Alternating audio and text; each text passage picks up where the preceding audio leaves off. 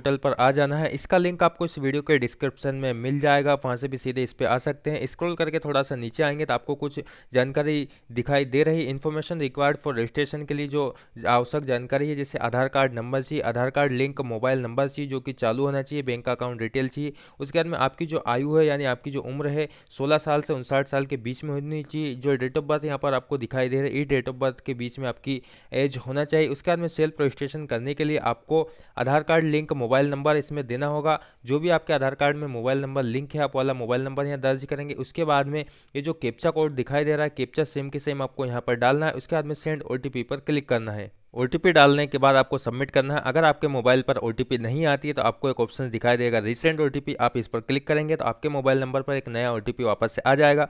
उसके बाद में यहाँ डालने के बाद आपको सबमिट पर क्लिक करना है। सबमिट करते ही आपसे आपका आधार कार्ड नंबर मांगा जाएगा। आधार कार्ड नंबर यहाँ पर डालने के बाद में ये जो आई एग्री का टिक दिखाई दे रहा है, इसे टिक करना है। उसके बाद में नीचे जो सबमिट का ऑप्शन है उस पर सबमिट पर क्लिक कर देना है। सबमिट पर क्लिक करते ही आपके आधार कार्ड में जो मोबाइल नंबर लिंक है उसके आखिरी के 4 अंक आपको यहाँ पर देखने को मिलेंगे। उसी आधार कार्ड में जो मोबाइल नंबर लिंक है उसी पर आपका एक 6 अंक का ओटीपी सेंड किया गया है, आधार ओटीपी वाला ओटीपी आपको यहाँ पर डालना है। अगर ओटीपी सेंड नहीं होता है तो आपके सामने रीसेंड ओटीपी का ऑप्शन आता है, आप वापस से रीसेंड करके ओटीपी डालेंगे। उसके बाद में वैलिडेट पर क्लिक कर देना है। ओटीपी सबमिट करने के बाद में आपके सामने रजिस्ट्रेशन फॉर्म पूरा खुलकर आ जाता है। इसमें आपकी जो पर्सनल जानकारी आधार कार्ड के अनुसार है, जैसे आपका फोटो, आपका नाम, आपकी डेट ऑफ बर्थ, आपका जेंडर, आपका एड्रेस, जो भी जानकारी है वो सब इसी में से उठा लिया जाता है। उसमें ये भी लिखा हुआ है योर आधार लिंक बैंक, जो आपका आधार कार्ड से जो बैंक अकाउंट लिंक है वो भी यहाँ पर आपको दिखाई देगा। उसके बाद में वो आधार यानी आधार कार्ड लिंक है या नहीं, एक्टिव है या नहीं है, तो वो भी आपको यहाँ पर दिखाई देगा। एक्टिव या इनएक्टिव जो भी है वो दिखाई देगा। उसके बाद में ये जो टिक मार्क दिखाई दे रहा है आई एग्री, इस पर टिक करेंगे। उसके बाद में कंटिन्यू पर क्लिक करेंगे तो अगले पेज पर खुलकर आ जाएगा।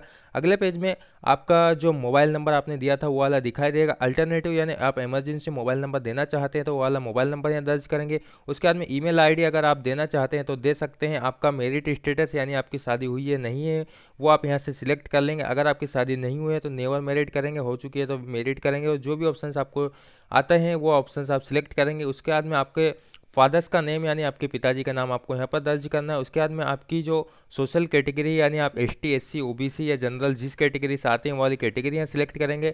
इस कैटेगरी का अगर आपके पास सर्टिफिकेट है यानी जाति प्रमाण पत्र अगर आपके पास है, अगर आप देना चाहते हैं, अपलोड करना चाहते हैं तो 1 MB से कम साइज में आपको जेपीजी, पीडीएफ या पीएनजी जिस फाइल में आप देना चाहते हैं वो अपलोड कर सकते हैं, अदरवाइज आप छोड़ देंगे। उसके बाद में ब्लड ग्रुप अगर आपको पता है, अगर आप देना चाहते हैं तो आप दे सकते हैं, अदरवाइज उसे भी छोड़ सकते हैं। उसके बाद में डिफेंस एबल यानी अगर आपको किसी तरह की कोई बीमारी है या कुछ और अलग है तो आप यहाँ से सिलेक्ट करेंगे, अदरवाइज कुछ भी नहीं है तो आप नो पर रहने देंगे। उसके बाद में नॉमिनी डिटेल अगर आप देना चाहते हैं तो यस करेंगे और नॉमिनी की डिटेल दे देंगे, यानी आप किसको नॉमिनी बनाना चाहते हैं, उसका नाम, उसकी डेट ऑफ बर्थ, उसका जेंडर, उसकी रिलेशनशिप आपके साथ क्या है वाला यहाँ डालेंगे। उसके बाद में अगर आप नहीं देना चाहते तो नो रहने देंगे। नो रहने के बाद में सेव एंड कंटिन्यू पर क्लिक करेंगे तो अगला पेज वापस से खुलकर आ जाएगा। यहाँ से आपका होम स्टेट यानी आप किस राज्य से, आपका स्टेट क्या है वो वाला स्टेट आपको यहाँ पर सिलेक्ट कर लेना है। उसके बाद में आपका हाउस नंबर यानी आपका जो आधार कार्ड में जो वार्ड है वो ऑटोमेटिक इसमें आ जाएगा, आपकी तहसील भी आ जाएगी। उसके बाद में वापस से आपका जो स्टेट है वाला स्टेट एक बार फिर से आपको सिलेक्ट कर लेना है। उसके बाद में जो आपकी डिस्ट्रिक्ट है, जो भी आप डिस्ट्रिक्ट में रहते हैं वो वाली डिस्ट्रिक्ट यहाँ से सिलेक्ट कर लेंगे। उसके बाद में इस डिस्ट्रिक्ट में जितनी भी तहसील है वो वाली तहसील यहाँ पर खुलकर आ जाएगी। पिन कोड आधार कार्ड से ऑटोमेटिक आ जाएगा, अगर आप बदलना चाहते हैं तो बदल भी सकते हैं। उसके बाद में स्टेयरिंग इन करंट लोकेशन यानी आप इस जो आपने लोकेशन अभी ऊपर दी है इस लोकेशन पर आप कितने सालों से रह रहे हैं वाली लोकेशन दे देंगे, 1 साल 2 साल जितने भी सालों से। जैसा कि अभी हम जन्म से रह रहे हैं तो हम मोर देन 25 ईयर इस पर टिक कर देंगे। उसके बाद में माइग्रेशन वर्कर अगर आप अप्रवासी मजदूर है यानी आपने अपने राज्य छोड़कर किसी दूसरे राज्य में काम करने गए हैं तो आप यस करेंगे। उसके बाद में जो भी यहाँ जानकारी मांगी जाती है वो जानकारी आप बता देंगे क्या काम के लिए गए थे। अगर आप नहीं हैं, अप्रवासी मजदूर नहीं है तो आप नो रहने देंगे। उसके बाद में आई एग्री पर टिक करेंगे। आई एग्री टिक करने के बाद सेव एंड कंटिन्यू पर क्लिक करेंगे। इसके बाद में अगला पेज वापस से खुलकर आ जाएगा। इसमें आपकी क्वालिफिकेशन, एजुकेशन क्वालिफिकेशन है वो आपसे मांगी जाएगी। जो भी आपकी क्वालिफिकेशन है, अगर आप पढ़े हुए नहीं है तो आप नो रहने देंगे। उसके बाद में जो भी आपकी क्वालिफिकेशन आप डालना चाहते हैं वो क्वालिफिकेशन यहाँ सिलेक्ट करेंगे। उसका कोई सर्टिफिकेट है तो वो भी अपलोड करना चाहते हैं तो आप कर सकते हैं। इसके बाद में आपकी जो मंथली इनकम है वो कितनी है वो आप यहाँ पर सिलेक्ट कर लेंगे। उसके बाद में इनकम सर्टिफिकेट आप देना चाहते हैं तो दे सकते हैं। सेव एंड कंटिन्यू पर क्लिक करेंगे। इस पर क्लिक करते ही अगला पेज वापस से खुल जाएगा। इसमें प्राइमरी ऑक्यूपेशन यानी आपका व्यवसाय यानी आप क्या काम करते हैं वो वाली जानकारी आपको यहाँ देनी होगी। वो वाली काम की लिस्ट अगर आप देखना चाहते थे आई लिखा हुआ इस पर क्लिक करेंगे, क्लिक है टू व्यू एनसीओ, यहाँ से एक पूरी पीडीएफ फाइल आपके सामने डाउनलोड होकर आ जाएगी। इसमें पूरी कोड लिस्ट है, आप क्या क्या काम करना चाहते हैं, क्या काम आप करते हैं वाला काम आपको यहाँ पर फिल करना होगा। ये पूरी पीडीएफ हमारे सामने खुलकर आ गई है। जैसे अभी इसमें सबसे पहले क्षेत्र का नाम आप देखेंगे, जो भी क्षेत्र में आप काम करना चाहते हैं, जिस कृषि का क्षेत्र है तो उसके लिए उसका कोड क्या है, उसका क्या फील्ड में आप उस कृषि में क्या काम करना चाहते हैं, वो सारे काम ही इंग्लिश में लिखाई दे रहे हैं आपको। ये है जिस तरह का भी आप काम करते हैं वो वाला काम यहाँ से आप चाहे तो कॉपी कर सकते हैं, अदरवाइज अगर आप लिखना चाहते हैं तो वो लिख भी सकते हैं। जो भी आप यहाँ से कॉपी करेंगे उसके बाद में वापस से बैक आकर अपने जो जहाँ से पोर्टल छोड़ा था वहाँ पर आके इसे पेस्ट मार देंगे। उसके बाद में आप ये वाला काम कितने सालों से कर रहे हैं यानी आपको कितने साल का एक्सपीरियंस है वो वाला एक्सपीरियंस आप यहाँ पर डाल देंगे। जैसे 4 साल का एक्सपीरियंस है तो 4 साल डाल देंगे। उसके बाद में सेकेंडरी ऑक्यूपेशन यानी आपका दूसरा व्यवसाय अगर कुछ है तो आप वो भी डाल सकते हैं। अगर उसके बाद में आपका जो आपने व्यवसाय ऊपर डाला है उसका कुछ सर्टिफिकेट आपके पास है तो आप वो अपलोड करेंगे। उसके बाद में how did you acquire skill यानी आपने जो ऊपर व्यवसाय डाला है वो आपने कहाँ से सीखा है। अगर आपने ऊपर कहीं से सीखा तो आप वो करेंगे, अगर आपने कहीं से नहीं सीखा है तो दूसरा वाला सिलेक्ट करेंगे।